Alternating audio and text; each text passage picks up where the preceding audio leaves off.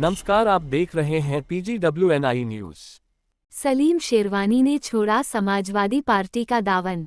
सलीम शेरवानी ने सपा महासचिव पद से दिया इस्तीफा, मुस्लिमों का ध्यान नहीं रखने का आरोप। स्वामी प्रसाद मौर्य के बाद सलीम इकबाल शेरवानी ने भी समाजवादी के राष्ट्रीय महासचिव पद से इस्तीफा दे दिया है। उन्होंने सपा प्रमुख अखिलेश यादव को पद छोड़े जाने का पत्र रविवार को ही भेजा है।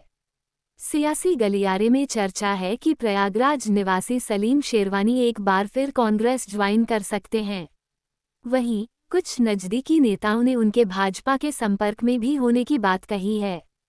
सलीम शेरवानी की गिनती पार्टी के कद्दावर नेताओं में होती रही है। वह बदायूं सीट से 5 बार सांसद रह चुके हैं। 2019 के चुनाव में सपा प्रत्याशी धर्मेंद्र यादव के चुनाव हारने के बाद सलीम को उम्मीद थी कि सपा इस बार उन्हें अपना प्रत्याशी घोषित करेगी, लेकिन अखिलेश यादव ने उस सीट से अपने भाई धर्मेंद्र यादव को प्रत्याशी घोषित कर दिया। प्रयागराज से प्रतीक राज की रिपोर्ट। यदि बुलाया जाता तो भाजपा में भी जा सकते हैं। देखिए, मैं फैसला जाने का भी नहीं लूँगा। अभी तो मैं बात करके समझना चाहूँगा कि मुझको बहुत कुछ मिल चुका है। 40 साल में मैं 5 दफ़ा सांसद हो गया, विदेश मंत्री बन गया, स्वास्थ्य मंत्री बन गया, मैंने वर्ल्ड हेल्थ असेंबली जिनेवा में मैं उसका अध्यक्ष बन गया। कई दफ़ा मैंने यूनाइटेड नेशंस में अपने देश की नुमाइंदगी कर दी। अब बचा क्या है मेरे लिए? अगर मेरे लिए कुछ बचा है तो वह है इज़्ज़त से रहना और जो लोग मुझसे जुड़े हुए हैं उनका सम्मान बना के रखना।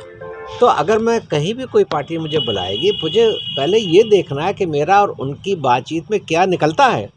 फैसला मैं नहीं करूंगा जब तक मैं अपने लोगों को उसमें इन्वॉल्व नहीं करूंगा। समाजवादी पार्टी और बसपा के लोगों ने बातचीत की है, किसानों को मौका देना चाहिए। रिटायरमेंट है जो रिटायरमेंट तो हो ही चुका है एक तरह से, क्योंकि मैंने अखिलेश जी से भी कह दिया था जब मैंने उनको ज्वाइन किया था कि मैं किसी भी सीट का इच्छुक नहीं, मगर जहाँ आप मुझे इस्तेमाल करना चाहेंगे मैं जाऊँगा, इलेक्शन लड़ाऊँगा। खुद मैं कोई नहीं चाहता। बदायूं में जो कैंडिडेट बदल दिया गया है, शिवपाल जी को लाया गया है, तो क्या लगता है आपकी नाराजगी दूर करने के लिए है? अब आप क्या शिवपाल जी की मदद करेंगे? देखिए, शिवपाल जी जो हैं वो एक बहुत सुलझे हुए और बहुत ही अच्छे लीडर हैं। और एक बात मैं उनकी आपसे कह दूं, जब मैं पार्टी में भी नहीं था और शिवपाल जी मंत्री थे, जब भी मैं उनको फ़ोन करता था किसी बात के लिए भी, तो वो ये नहीं कहते थे जी बताइए, वो कहते थे आदेश दीजिए, आदेश दीजिए। तो उन्होंने बहुत इज़्ज़त दी है मुझे। तो मेरे लिए शिवपाल जी की मुखालफत करना बहुत मुश्किल बात है। ठीक, तो इसी वजह से तो कहीं नहीं वहाँ पे कैंडिडेट बदला गया। हो सकता है, आपकी नाराजगी दूर करने के लिए। हो सकता है, बिल्कुल हो सकता है। आप उनकी मदद करेंगे? मतलब मेरे सारे लोग जो हैं वो शिवपाल जी की मदद कर सकते हैं, मगर जैसे मैंने कहा कि अब मुझे जाके वहाँ बात करनी पड़ेगी। सपा के भी लोगों ने मुझे अप्रोच किया है। कांग्रेस से भी कोई बात की? कांग्रेस के कुछ लोगों ने मुझे अप्रोच किया है, मगर वो बहुत ही मिडिल लेवल के लीडर्स हैं।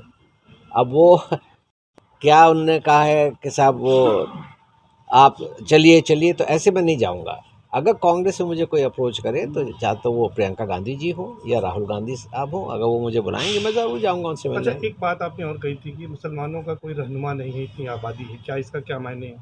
इसका माने यह है कि मुसलमान, देखिए, मुसलमानों का रहनुमा मेरी नज़रों में मुसलमान से ज़्यादा बेहतर कोई हिंदू बन सकता है जो मुसलमानों की आवाज़ उठाए।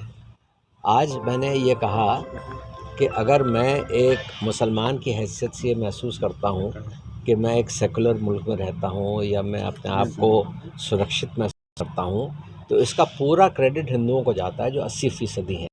वो मुझे महसूस कराते हैं कि मैं सुरक्षित हूँ, वो मुझे महसूस कराते हैं कि मैं सेकुलर मुल्क में रहता हूँ। आज वो चीज़ ख़त्म होती चली जा रही है। अच्छा, बीजेपी तो इसी बात का दावा कर रही है, चाहे पीएम मोदी हो चाहे सीएम योगी, कि सबका साथ, सबका विकास, सबका प्रयास। यकीन है कुछ? मैंने जैसे कहा कि करने में, कहने में और करने में बहुत फ़र्क है। मैं तो रिजल्ट करके ये मुझे वो योजना जो तमाम उनका उसमें कोई मुस्लिम को ज़्यादा रिप्रेजेंटेशन मिला। जितनी रिपोर्टें आई हैं जी, उसमें यह है कि मुसलमानों के हालात दलितों से भी बदतर है। ये सामने आंकड़े हैं। नहीं, वो तो अलग बात नहीं है। अगर आप ही कह रहे हैं सबका साथ, सबका विकास, अगर इस मुद्दे पे, इस बात पे बीजेपी और आगे बहुत अच्छी बात है। देखिए मैंने बार बार, आज मैं अपनी ज़िंदगी के उस स्थिति में हूँ कि मुझे पर्सनली कुछ नहीं है, बहुत का है। 2024 का इलेक्शन सामने है, जल्दी आचार संहिता लग सकती है, चुनाव लड़ेंगे। कुछ लोगों ने ये कहा कि मुझे राज्यसभा का टिकट नहीं मिला इसलिए मैं नाराज़ हो गया। अगर राज्यसभा का टिकट मुझे नहीं मिला तो मुझे निराशा हो सकती है, नाराज़गी नहीं होगी। क्योंकि पिछली दफ़ा भी आप याद कीजिए कि उन्होंने मुझे राज्यसभा का टिकट नहीं दिया था, मगर जावेद अली खान साहब को दिया था। मैंने कोई नाराज़गी नहीं दिखाई, ना मैंने कोई रिएक्शन दिखाया। इस दफ़ा मेरा जो नाराज़गी हुई वो इस बात से हुई कि आप पूरे 2024 के चुनाव में नारा दे रहे हैं पीडीए का, और पीडीए के ही प्लेटफॉर्म पे आप पूरा चुनाव लड़ना चाहते हैं जी। मगर आपने जो राज्यसभा के नॉमिनेशंस किए उसमें ना पी है ना ये है। तो हमारी कौम ने, मुसलमानों ने पिछले उत्तर प्रदेश के चुनाव में 80% से ज़्यादा वोट समाजवादी पार्टी को दिया, ये सब के सामने जाहिर है, और उसको आप रिप्रेजेंट ना करवाइए, तो मुझे इस बात से बहुत ज़्यादा नाराज़गी है। अच्छा सर, ये लगता है कि आपकी नाराज़गी की वजह से अखिलेश ने बदायूं के प्रत्याशी को बदल दिया? नहीं, देखिए धर्मेंद्र जी से मुझे कोई ज़ाती नाराज़गी नहीं है। उन्होंने बहुत दफ़ा मुझे कांटेक्ट किया, उन्होंने बहुत मुझे मनाने की कोशिश की, मगर मैंने उनसे ये कहा कि मैंने एक प्रिंसिपल पे स्टैंड लिया है और वो स्टैंड मैं नहीं बदल सकता अपना। और जिस तन मन धन से मैं तुम्हें चुनाव लड़ाता, आज मेरे और मेरे सपोर्टर्स की वो स्थिति नहीं है, ये मैंने उनको कह दिया था। अच्छा, ये बताएं कि समाजवादी पार्टी में भी आपका वापसी का है, आपने पार्टी नहीं छोड़ा है, वापसी हो सकती है या नहीं? देखिए मैंने समाजवादी पार्टी इसलिए नहीं छोड़ी क्योंकि मैंने, अगर आप मेरा पत्र पढ़ें, मैंने उसमें लिखा है कि मैं अपना अगला फैसला 3-4 हफ्ते में लूँगा। मेरे पास ये सही नहीं है मेरा कि मैं अपने आप से इस्तीफ़ा दे दूँ। पद तो मेरा है, मैं पद से इस्तीफ़ा दे सकता हूँ, मगर जितने लोग मेरे साथ, इतने लोगों ने मेरे साथ समाजवादी पार्टी ज्वाइन की, चाहे वो अलीगढ़ के लोग हों, चाहे वो एटा के लोग हों, चाहे वो बदायूं के लोग हों, चाहे वो बरेली के लोग हों, इलाहाबाद के लोग हों, खड़े हुए हैं यहाँ लोग।